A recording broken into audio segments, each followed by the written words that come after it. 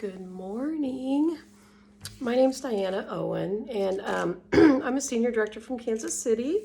And I've been asked to kind of share a little bit about my story, and so that's what I'm doing.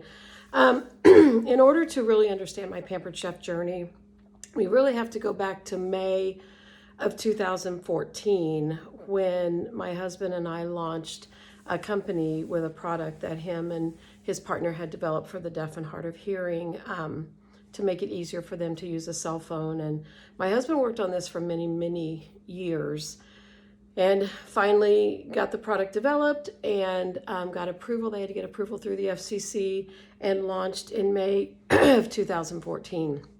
And at that point in our lives, we really felt like that was kind of our calling, and that's what we were called to do. We wanted to help people, and that was a product that really, really helped a lot of people. And we just kind of felt like that was what God had intended for us. And so we hired people and we started our business, and it was wonderful. And then about a year to the day later, it all went away. The product is still there, which is awesome because the deaf and hard of hearing are still able to take advantage of that. But my husband was out due to some political stuff. That's all I'm going to say about that. At the time, so this would have been May of 2015.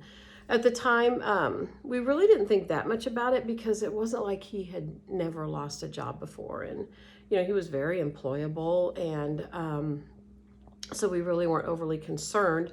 I was able to replace my income right away. Him, not so much. In fact, still to this day, this is now May of 2020, he's still making about a third of what he made his entire career. And excuse me, my ear itches. What we have since found out is that basically he was blackballed in his industry. And so we'll just leave it at that.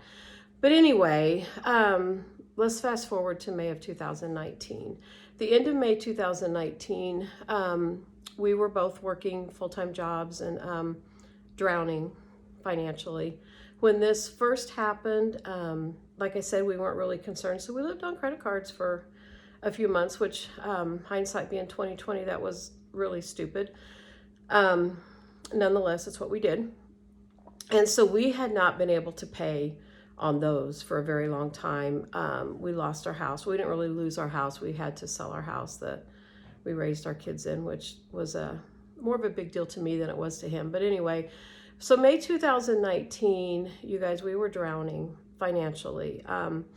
We knew that the chickens were going to come home to roost because you can't go on forever without paying your bills. Eventually, you're going to have to pay your bills. So we were just kind of hanging on, and by God's grace, surviving, but mired in just muck and depression, and not clinical depression, but just struggling through every day. And my friend Christy texted me about possibly starting a Pampered Chef business. And my first instinct was no. Like, I get home from work at night, I'm tired, I don't want to do kitchen shows.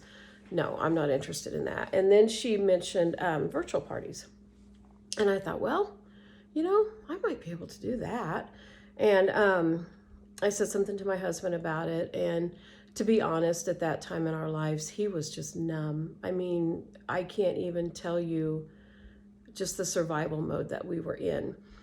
And he's like, look, I don't care what you do, but if you spend $99, you got to make it back because we don't have it.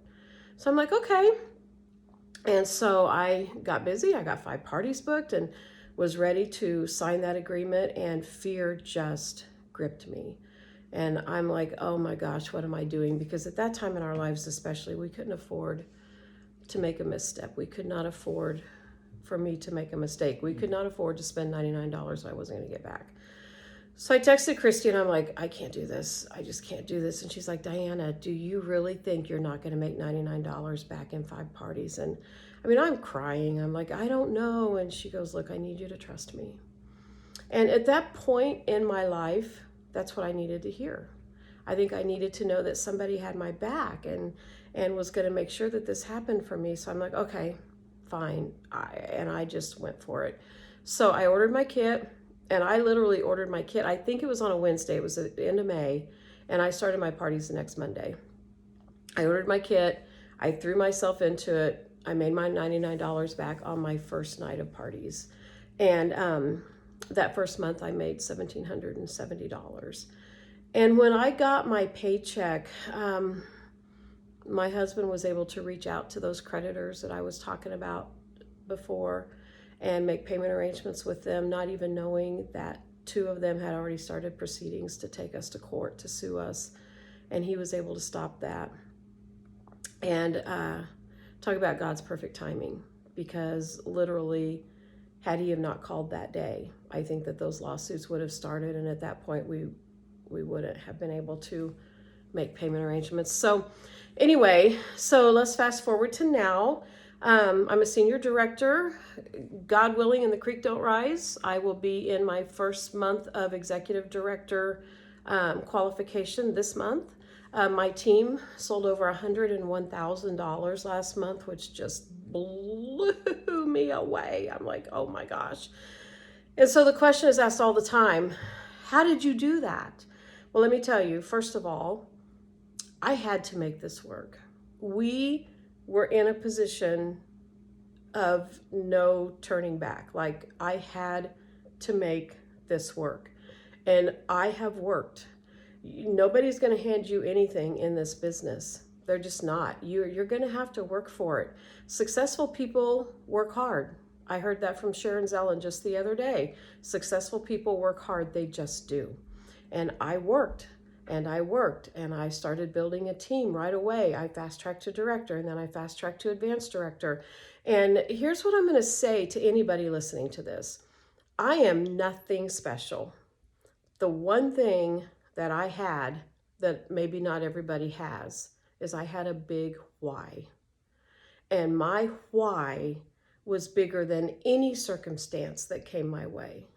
So my encouragement to anybody listening to this would be to go back to your why. Your why has to be bigger than your obstacle, because if it is, then you will overcome that obstacle. I had no choice but to make this work because, again, we were drowning.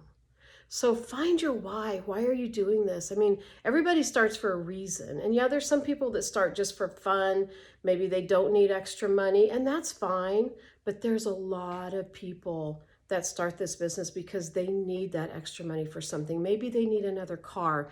Maybe they want to do upgrades on their house or whatever. But don't ever forget why you started. And do not let your obstacles become bigger than your why, and you will be successful. I am, God's grace is so big, and I am so very grateful that he has blessed my efforts. I mean, I get up and I go to work every day. You're the CEO of your business, and CEOs work every day. They just do. They work hard. So God bless you guys. I hope that this helps somebody, and I hope you have a great day.